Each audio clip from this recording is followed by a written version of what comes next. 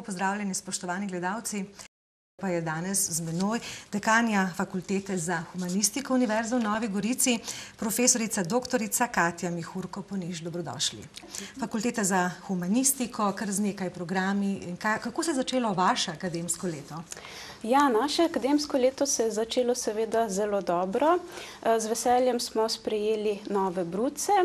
Leto še s posebnim veseljem, zaradi tega, ker na enem izmed programov, bom povedala seveda, katere izvajamo, pozdravljamo tudi študente iz tujine. Sicer Fakulteta za humanistiko je tista fakulteta na univerzi, ki izvaja dodiplomski študij in ima na tem dodiplomskem študiju največ programov, torej prvostopenjskih in drugostopenjskih.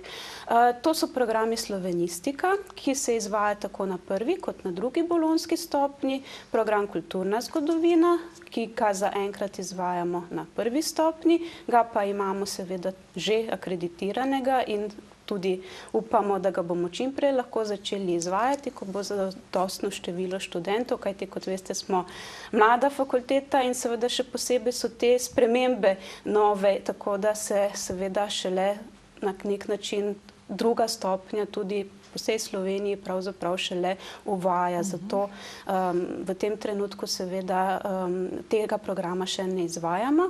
Potem imamo pa zelo zanimiv program Migracije in medkulturni odnosi.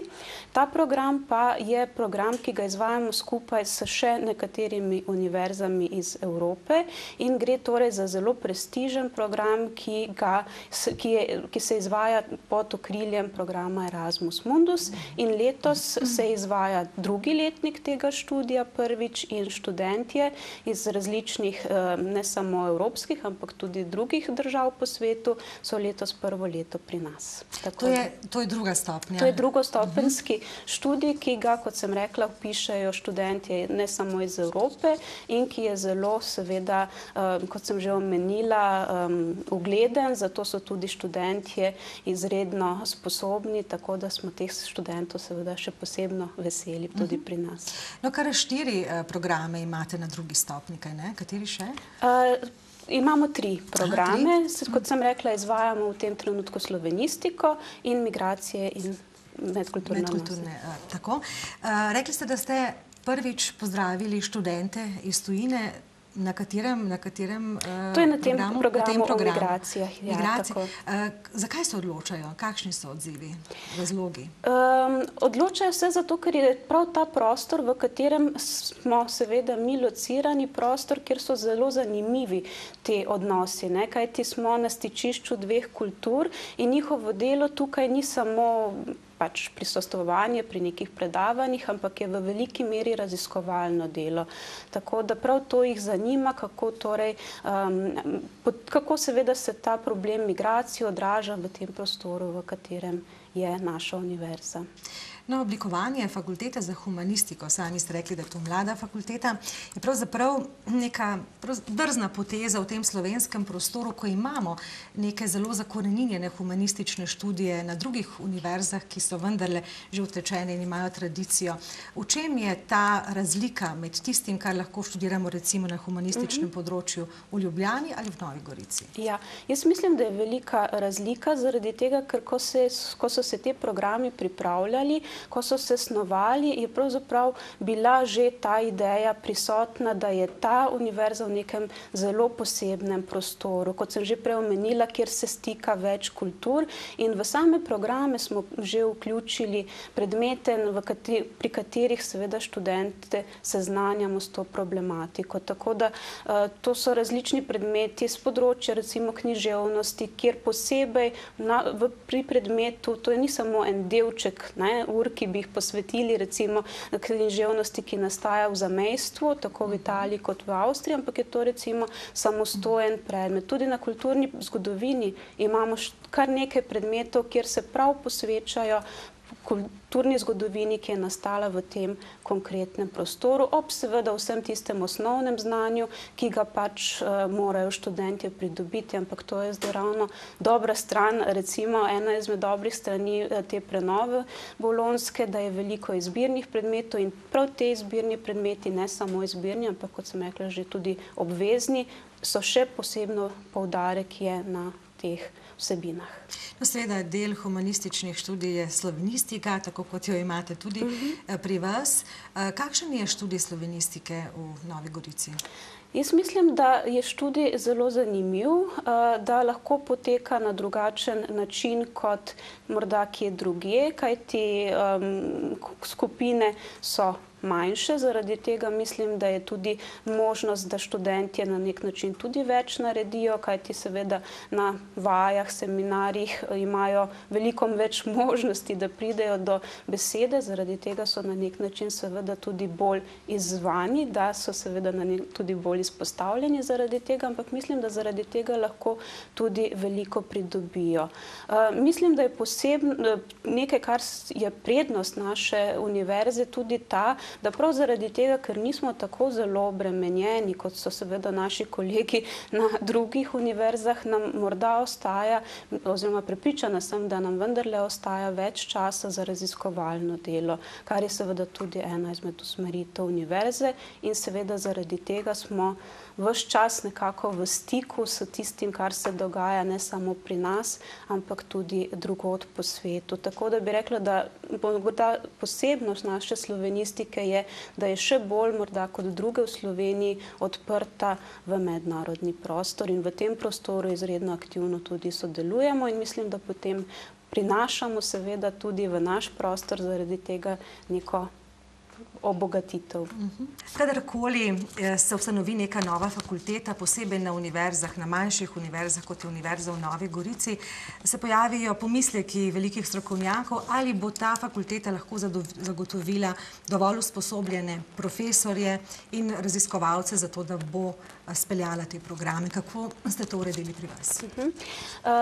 Moram najprej poudariti, da je partnerska inštitucija, s katero Univerza v Novi Gorici sodeluje, Znanstveno-raziskovalni center Slovenske akademije znanosti in umetnosti. Tako da takrat, ko se je ustanavljala fakulteta za humanistiko, ki je sicer takrat imela drugo ime, takrat je pravzaprav veliko strokovnjakov, ki so do tedaj morda večina izmed njih delala predvsem raziskovalno, se preizkusila tudi na tem področju. Skozi vsa ta leta pa je seveda vedno več prihajalo tudi seveda mlajših kolegov, ki so imeli seveda odlično izobrazbo, vse potrebne seveda reference, s katerimi so se lahko potem tudi usposobili za predavatelje na univerzi. Tako da kader je seveda zaradi tega mlajši kot morda na drugih na teh starejših, verjetno mislite Ljubljano in Maribor, na teh fakultetah, univerzah, ampak seveda zaradi tega je morda še toliko bolj preizkušen, kajti seveda se je bilo potrebno morda še bolj dokazati v nekem okolju širšem, kot če bi šli seveda tisto tradicionalno pot, ki jo predavatelji ponavadi naredijo na svoji matični univerzi, tam diplomirajo, magistrirajo, doktorirajo, postanejo asistenti, medtem ko so v ta prostor vstopili mladi, zelo seveda sposobni ljudje, ki so morda se dokazali tudi še kje drugje, na kakšni tuji univerzi, v mednarodnem okolju, kar pa mislim, da je seveda, kot sem že prej omenila, pravzaprav obogatitev ne samo tega prostora, ampak celotne slovenske akademske sfere. Prav ta drugačnost, mislim, da je resnično večja odprtost za neke dobre strani, ki jih lahko prinese mednarodno sodelovanje. Imamo pa seveda tudi srečo, da je Slovenija majhna, da je Evropa konec koncev zelo blizu in da so te poti kratke. Tudi sami prihajate na primorski konec iz Ljubljane in čisto nekaj drugega vas je zanimalo ali zelo podobnega, kakor se vzame. Dramaturginja ste po osnovni izobrazbi, kaj ne? Tako je. Pravzaprav moja izobrazba mislim, da je kar raznolika, ker sem kombinirala dramaturgijo s študijem na Filozofski fakulteti nemščine in tudi primerjalne književnosti, tako da sem pa ves čas ravno zaradi tega, ker sem bila dramaturginja, ker me je zanimala seveda predvsem slovenska dramatika, tudi na primerjalni književnosti me je zanimala seveda slovenska književnost, sem ves čas bila v stiku in seveda nekako skušala probleme, teme v slovenski književnosti vedno nekako raziskovati v odnosu tudi z drugimi književnostmi. Tako da, kot sem rekla, mislim, da je širina vedno samo obogatitev, ne pa karkoli drugega. Torej, ta komplementarnost je seveda tudi značilnost Univerze v Novi Gorici in tu ste se verjetno potem tudi našli. Tako, jaz sem zelo bila seveda vesela, da mi je bila dana ta priložnost, da sem tukaj tisto znanje, ki sem ga pridobila v Ljubljani, potem lahko razvijala naprej v tem seveda zelo mednarodnem okolju, z vsemi mednarodnimi povezavami, katerim je seveda ves čas med ta inštitucija, ki se mi začela pripadati po doktoratu, kot rečeno, je vse to omogočila. Tako da zame je seveda to bil velik izziv in tudi izredna priložnost, da v akademskem okolju nadaljujem svojo pot. In mislim, da je tako še za marsikoga na tej univerzi. Da bi sicer, če je ne bi bilo, morda naši potenciali ostali neizkoriščeni oziroma bi se usmerili v tujino, tako bom rekla. No, zanimivo bi se zdelo nekomu, ki ne pozna teh stvari dovolj dobro, da pravzaprav neke humanistične študije v neki državi ostajajo nekje znotraj meja. Vi pa tukaj dokazujete prav nasprotno, da se tudi na tem področju smiselno povezovati in širiti v ta prostor. Tako, vsekakor.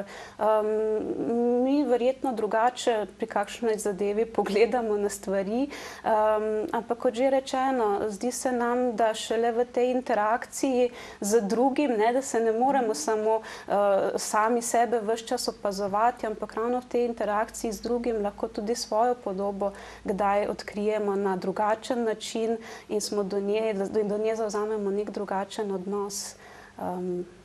Tako, in se potrjujemo v tem, kar razmišljamo. No, seveda, profesori, date vse od sebe, kaj pa študentje?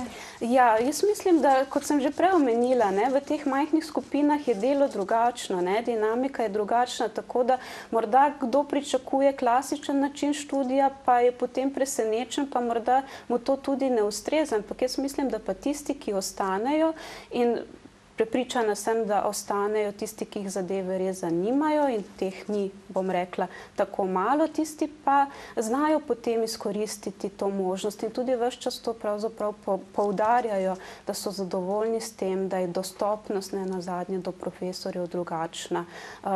Mi, ki smo generacije zdaj profesorjev, se sami spominjamo, kako je bilo pravzaprav nekoč to vse drugače, kako težko je bilo priti do kakšnega profesorja. To mislim, da se je zdaj spremenilo, ker pač ni seveda izgovora, da je preveč študentov in seveda zaradi tega imajo možnost tudi potem študentje od nas, bom rekla, potegniti tisto, kar si želijo in kar je verjetno najboljše.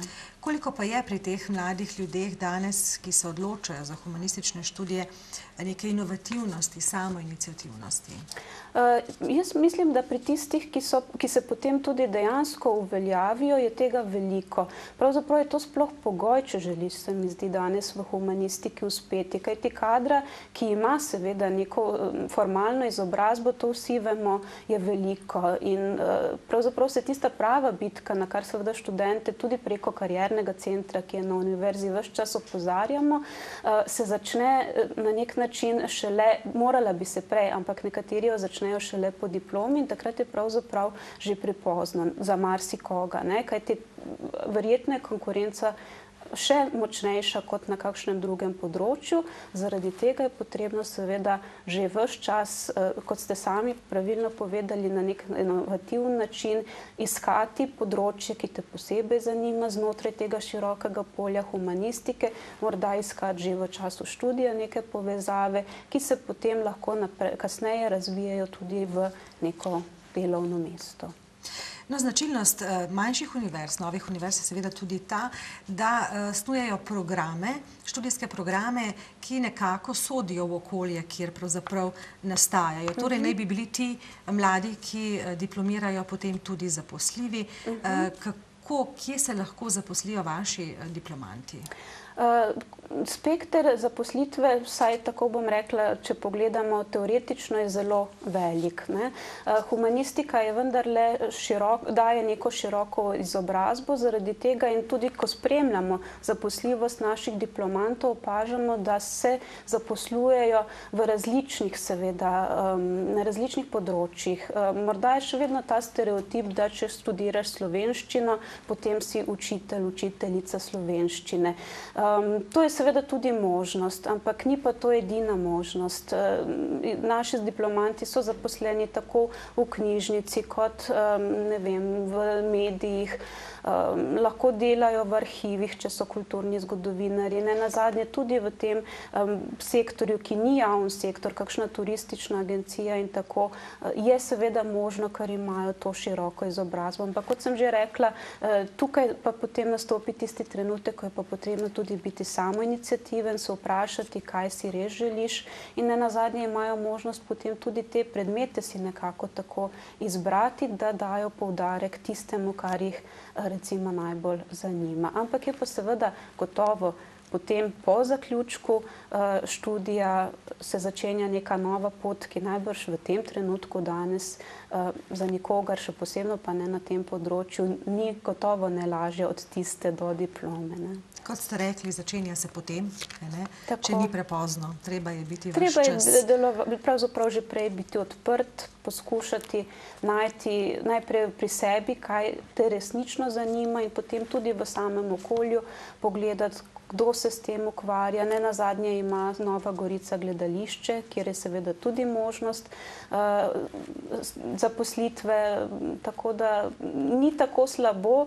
Je pa gotovo tako, da če se spomnim en dan po diplomi, zdaj bom pa začel iskati službo, potem pa najbrž je pa res mnogo težje. Tako, časi so pač takšni, da terjajo veliko več pozornosti tudi na tem področju. No, ena zanimivost se dogaja skozi te izkušnje vašega študija in študentov, kar nekaj vpogleda imamo tudi v to, in je zelo zanimivo, kajti tisti, ki nismo v centru in smo nekoliko odmaknjeni od njega, živimo na območjih, kjer so zelo močna in pomembna slovenska narečja. In veliko študentov se, takšen je moj vtis, odloča za to, da se zelo podrobno sooča morda skozi raziskovalne naloge in podobno, sprav z narečji na tem koncu. Ja, moram reči, da imamo veliko srečo, da je med našimi sodelavci tudi docentka doktorica Danila Zuljan-Kumar, ki je sicer na raziskovalni postaji zaposlena v Novi Gorici, znanstveno-raziskovalnega centra, tako da je uspela seveda navdušiti veliko študentk za narečja, kajti tudi same prav zaradi tega, ker prihajajo iz različnih koncev Goriške, jih zanima to, in moram reči, da so zelo zanimive naloge, tako seminarske kot diplomske, nastale prav na tem področju. In mislim, da je to prav tista obogatitev, ki jo mi vračamo v ta prostor. To ne pomeni, da nikjer drugje nikoli ni nastala nobena naloga o narečjih v tem prostoru,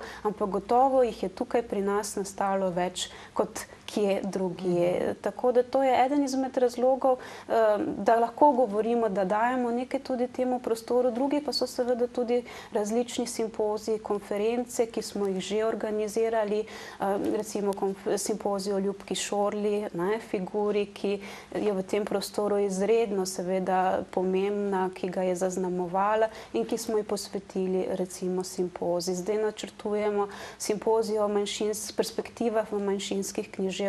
Torej, te teme, poleg te orientacije, ki sem rekla, je v mednarodni prostor, je prav za to regijo, se nam zdi, da jim moramo, če smo tukaj, tudi nekaj dati.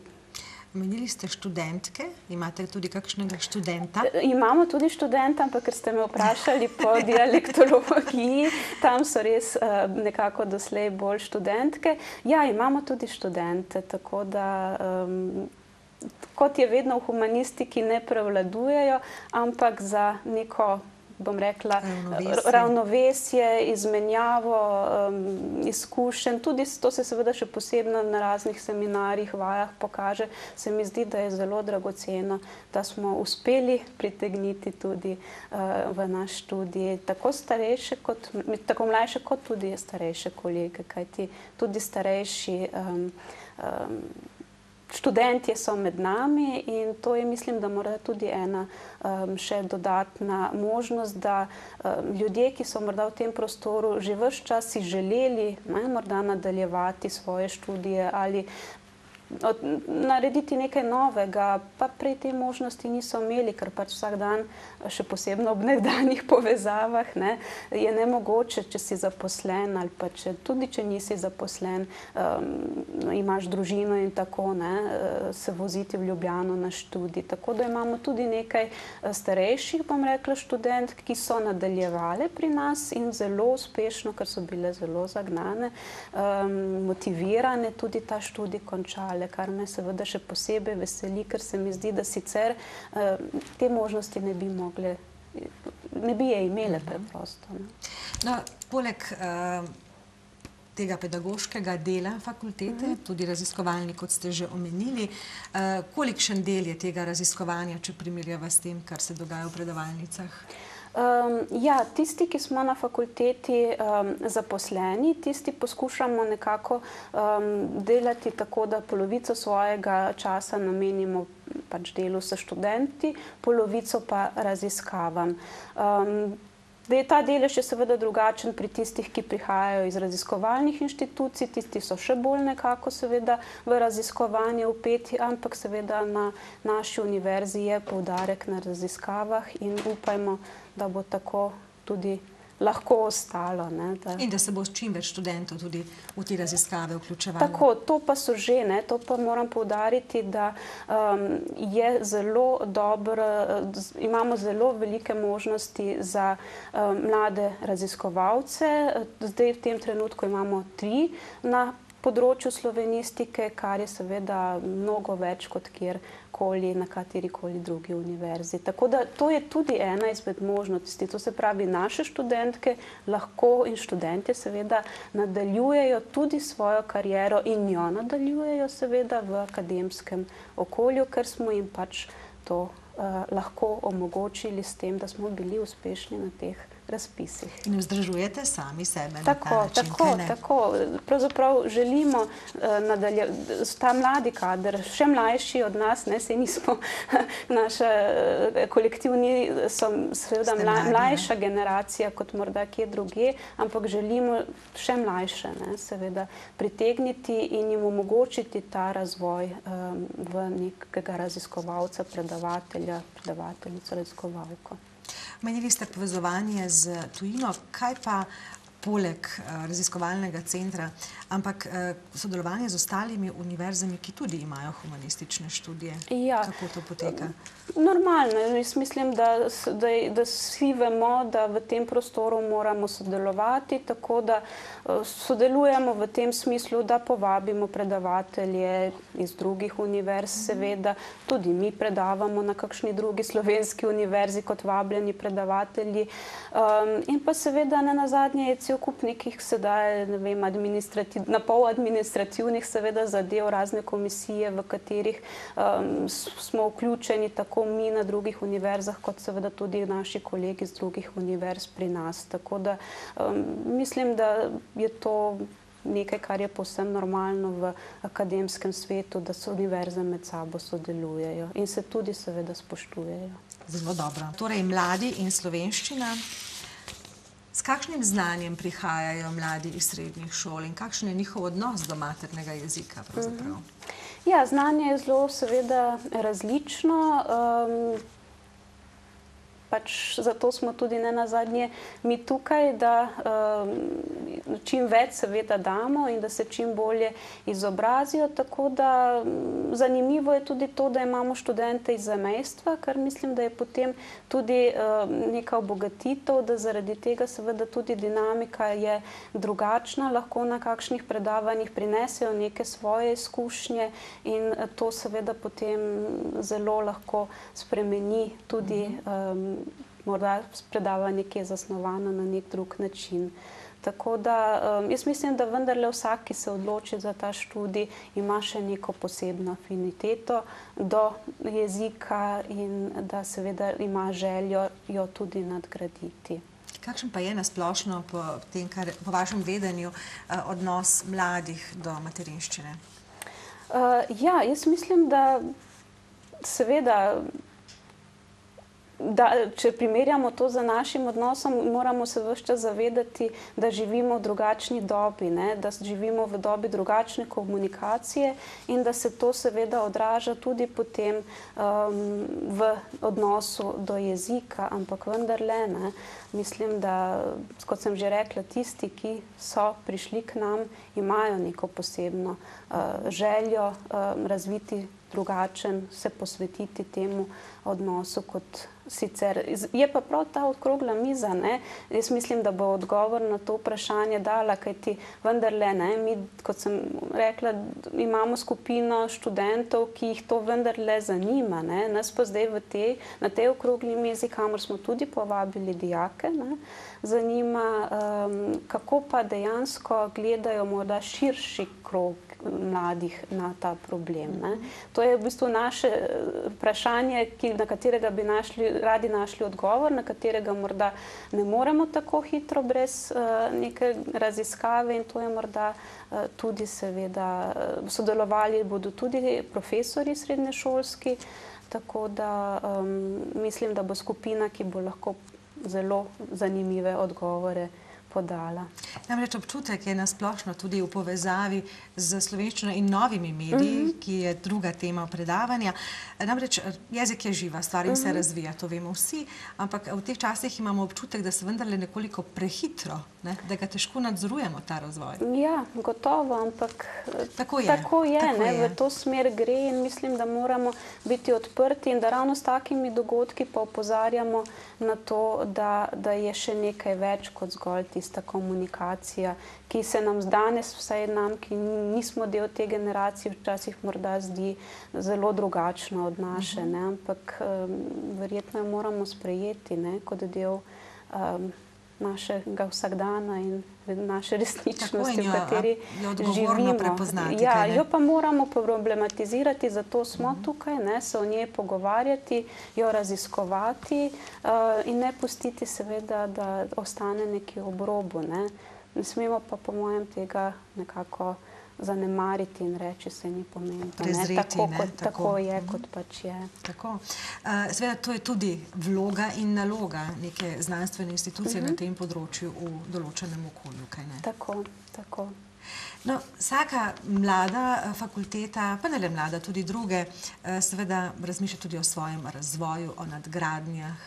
Kaj imate vi v mislih pri vas? Ja, mi si seveda želimo naše programe obogatiti, nadgraditi, jih tudi seveda imeti še kakšnega zraven, ne samo 4, tako da delamo tudi na tem. Zanimivo se nam zdi, da bi tudi kakšen jezik tuji priključili, tako da bi bile te možnosti večje, tudi ne nazadnje za študente, da si izberejo še kakšne dodatne ali dodatno smer ali dodatne predmete, tako da pripravljamo tudi nove programe, predvsem pa seveda pripravljamo tudi nadgradnjo, to je tudi doktorski študij s področja migracij, književnosti, kulturne zgodovine, medtem ko doktorski študij jezikoslovja je že lepo stekel. Veliko uspeha pri vaših načrtih, veliko pridnih, inovativnih in radovednih študentov in seveda skratka